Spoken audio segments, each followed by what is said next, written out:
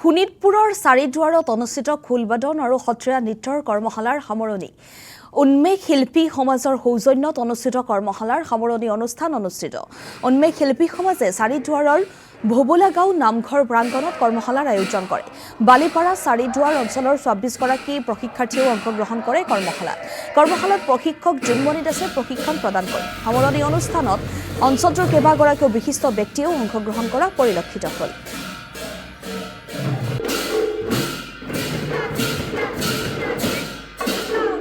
আমি যোৱা এমাহকাল জুৰি অৰ্থাৎ ওচৰ পাজৰ যিবোৰ আমাৰ ল'ৰা ছোৱালী সেইসকলে গ্ৰীষ্মকালত তেওঁলোকে গৰম বন্ধ বুলি যিটো ছুটিৰ দিন পায়, এই ছুটিৰ দিনকেইটাত এমাহকাল তেওঁলোকক যাতে ভাল কামত আমি জড়িত কৰিব পাৰোঁ। ভাল কাম বুলি কওঁতে লগতে নিজৰ যি জাতি গঠনৰ প্ৰক্ৰিয়াত যেনেকৈ শংকৰদেৱ মাধৱদেৱে তেখেতসকলে সাহিত্য সংস্কৃতি সৰ্বতো দিশত তেওঁলোকে অহুপুৰুষাৰ্থ কৰিছিলে।